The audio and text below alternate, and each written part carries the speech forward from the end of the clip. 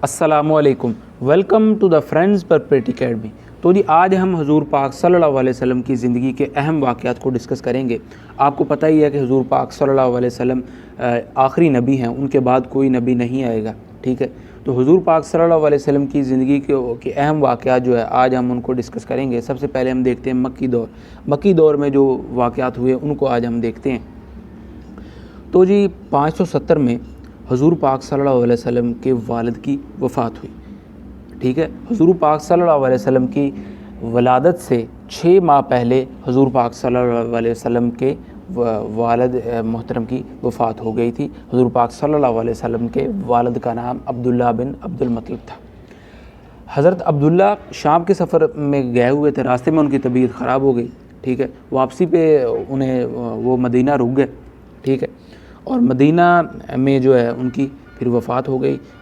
حضرت عبد المطلب نے اپنے بیٹے حارث کو حضرت عبداللہ کی خیریت دریافت کرنے کے لیے بھیجا، لیکن تب تک جو ہے وہ ان کی وفات ہو چکی تھی۔ تو حضور پاک صلی اللہ علیہ وسلم کی پیدائش سے 6 ماہ پہلے ان کے والد محترم کی وفات ہو چکی تھی، ٹھیک ہے۔ اس کے بعد ہم دیکھتے ہیں جی 571 کو حضور پاک صلی اللہ علیہ وسلم کی ولادت ہوئی۔ اب حضور پاک صلی اللہ علیہ وسلم کی ولادت کے بارے میں بہت سارے اختلافات موجود ہیں۔ بعض لوگوں کا کہنا ہے کہ حضور پاک صلی اللہ علیہ وسلم کی ولادت 570 کو ہوئی تھی، ٹھیک ہے۔ اگر ایگزام میں کویشچن آتا ہے اس میں 571 کا آپشن نہیں ہے تو آپ 570 اس میں لگا دیں، ٹھیک ہے، کیونکہ بہت سارے لوگوں کا یہ کہنا ہے کہ حضور پاک صلی اللہ علیہ وسلم کی وفات 570 کو ہوئی تھی، ٹھیک ہے۔ اور ڈیٹ کے حوالے سے بہت سارے اختلافات موجود ہیں۔ بہت سے لوگ کہتے ہیں کہ 20 اپریل 571 کو ہوئی تھی، اور بہت سے لوگ کہتے ہیں کہ 22 اپریل کو ہوئی تھی، ٹھیک ہے۔ اس طرح جو مہینے کے بارے میں اختلافات موجود ہیں، لیکن جو زیادہ اہم جو ڈیٹ جس کو مانا جاتا ہے، جو زیادہ لوگوں کا خیال ہے، وہ ہے 12 ربیع الاول 571 یا 20 اپریل 571 کو حضور پاک صلی اللہ علیہ وسلم کی ولادت ہوئی تھی، ٹھیک ہے۔ اس کے بعد ہم دیکھتے ہیں جی حضور پاک صلی اللہ علیہ وسلم کی جب حضور پاک صلی اللہ علیہ وسلم کی عمر 6 سال تھی تو ان کی والدہ حضرت آمنہ بنت وہب کا انتقال ہو گیا، ٹھیک ہے، 577 میں۔ تو اپنے ان ڈیٹ کو یاد رکھنا ہے، یہ ایگزام کے حوالے سے امپورٹنٹ ہے۔ 570 کو حضور پاک 77 کو حضور پاک صلی اللہ علیہ وسلم کی والدہ جن کا نام حضرت آمنہ بنت وہب تھا تو ان کی وفات ہو جاتی ہے، ٹھیک ہے۔ تب حضور پاک صلی اللہ علیہ وسلم کی عمر 6 سال تھی، ٹھیک ہے۔ اس کے بعد ہم دیکھتے ہیں جی 589 79 کو حضور پاک صلی اللہ علیہ وسلم کے دادا حضرت عبد المطلب کی وفات ہوئی۔ تب حضور پاک صلی اللہ علیہ وسلم کی عمر 8 سال تھی۔ حضرت عبد المطلب جو تھے وہ بنو ہاشم قبیلے کے سردار تھے، ٹھیک ہے۔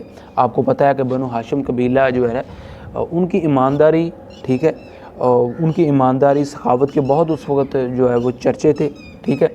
تو اسی وجہ سے جو ہے ایک تو حضور پاک صلی اللہ علیہ وسلم کی خود بہت ایماندار تھے اور ان کا جو خاندان تھا وہ بھی بہت ایماندار اور سخاوت والا تھا۔ اسی حوالے سے حضور پاک صلی اللہ علیہ وسلم کے پاس لوگ اپنی امانتیں بھی رکھواتے تھے، تو آپ نے یہ اکثر سنا ہوگا۔ تو 579 کو حضور پاک صلی اللہ علیہ وسلم کے دادا حضرت عبد المطلب کی وفات ہو جاتی ہے۔ تب حضور پاک صلی اللہ علیہ وسلم کی عمر 8 سال تھی، اور جب حضرت بنو ہاشم قبیلے کے سردار عبد المطلب کی وفات ہوتی ہے تو ان کی عمر اس وقت 82 سال تھی، ٹھیک ہے۔ اس کے بعد ہم دیکھتے ہیں جی 583 حضور پاک صلی اللہ علیہ وسلم نے بعد میں چند مرتبہ جو شام کا سفر کیا۔ حضرت جو حضور پاک صلی اللہ علیہ وسلم کے چچا تھے ابو طالب، وہ حضور پاک صلی اللہ علیہ وسلم کو شام کے سفر اپنے ساتھ لے کے جایا کرتے تھے۔ اسی دوران ایک سفر کے دوران ایک بحیرہ نامی ایک راہب تھا، اس نے حضور پاک صلی اللہ علیہ وسلم کے چچا کو کہا کہ میں نے ان میں وہ نشانیاں دیکھی ہیں جو ایک آخری نبی میں ہونی چاہیے، تو میں نے ان میں وہ نشانیوں کو دیکھا ہے۔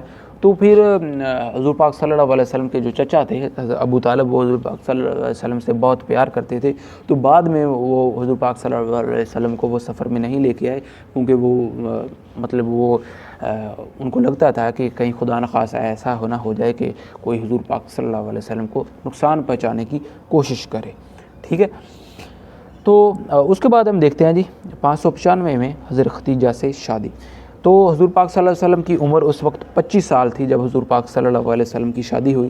حضرت ختیجہ رضی اللہ عنہ کی اس وقت عمر جو تھی وہ 40 سال کے قریب تھی۔ دراصل حضور پاک صلی اللہ علیہ وسلم پیشے کے اعتبار سے تاجر تھے. آپ کے چچا بھی، میں نے جیسا کہ آپ کو پہلے بتایا، وہ پیشے کے اعتبار سے تاجر تھے. تو حضور پاک صلی اللہ علیہ وسلم لوگوں کا سامان تجارت کی غرض سے شام لے کے جایا کرتے تھے.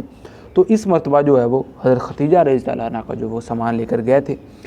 حضرت ختیجہ رضی اللہ عنہ کا جو ایک غلام تھی میسرہ، انہوں نے حضرت ختیجہ رضی اللہ عنہ کو جا کر بتایا حضور پاک صلی اللہ علیہ وسلم کی ایمانداری، حضور پاک صلی اللہ علیہ وسلم کی سخاوت، ٹھیک ہے، ان کے بارے میں وہ سارے واقعات انہوں نے حضرت ختیجہ رضی اللہ عنہ کو جا کر بتائے، اور انہوں نے یہ واقعات پھر جو ورقہ بن نوفل کو بتائے.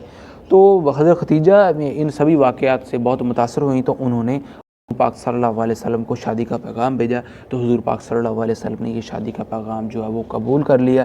حضور پاک صلی اللہ علیہ وسلم کی اس وقت عمر 25 سال تھی، اور حضرت ختیجہ رضی اللہ عنہ کی عمر اس وقت 40 سال تھی. تو یہ آپ نے ڈیٹ کو آپ نے لازمی یاد رکھنا ہے، کیونکہ جو آپ کو ایگزام کے حوالے سے ان ڈیٹ کے بارے میں پوچھا جا سکتا ہے. ٹھیک ہے. اب 610 میں حضور پاک صلی اللہ علیہ وسلم کے اوپر پہلی وحی نازل ہوئی. ٹھیک ہے. حضور پاک صلی اللہ علیہ وسلم پر جو پہلی وحی نازل ہوئی، ٹھیک ہے، وہ سورہ اقرأ بسم ربک الذی خلق، ایک سورۃ علق کو اس میں حضرت جبرائیل علیہ السلام نے آ کر ان کو بتایا. ٹھیک ہے. حضور پاک صلی اللہ علیہ وسلم اکثر جو ہے وہ غور و فکر کے لیے غار حرا میں جایا کرتے تھے. ٹھیک ہے. غار حرا کو کوہ فران بھی آپ کو بتایا کہ کہتے ہیں. ٹھیک ہے. تو غار حرا میں ہی جو ہے آپ صلی اللہ علیہ وسلم کو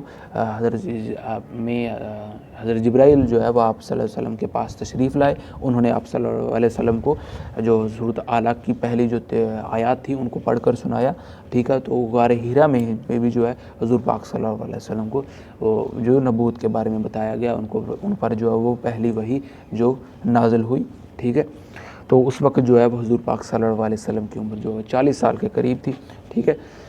تو اس کے بعد ہم دیکھتے ہیں جی 613 میں حضور پاک صلی اللہ علیہ وسلم نے جو اپنی نبوت کا اظہار جو قریش کے سامنے کیا.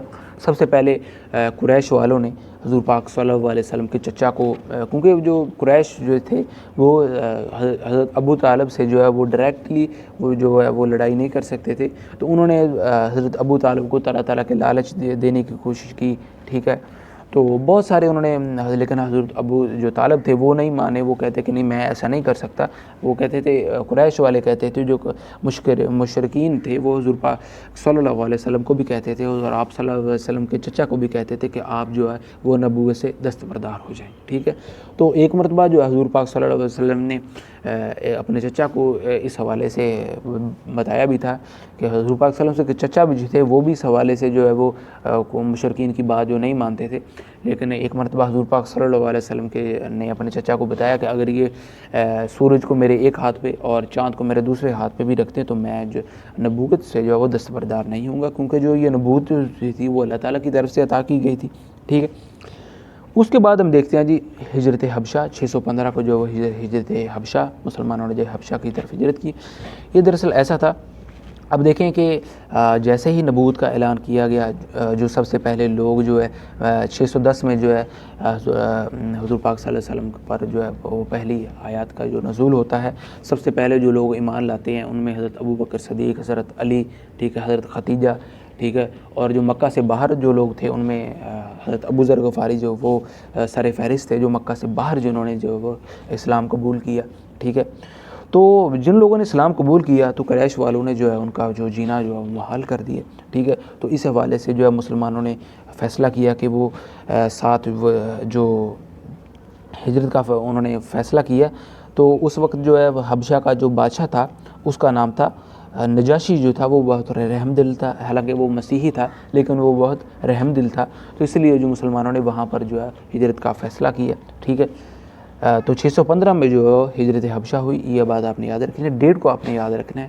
اس کے بعد جو ہے 616 میں بنی ہاشم کا جو شرط کی بائیکاٹ کیا گیا. قریش والوں نے جو ہے آپ کو دیکھیں مسلمانوں پر جو طرح طرح کے جو ہے پہلے تو جو ہے جو لوگ اسلام قبول کرتا تھا ان پر جو ہے وہ مظالم بھی ڈالتے تھے. ٹھیک ہے. مسلمانوں کو مجبور کر دیا کہ وہ ہجرت کریں. ٹھیک ہے. حبشہ کی طرف. پھر جو ہے انہوں نے معاشرتی بائیکاٹ کر دیا. ٹھیک ہے.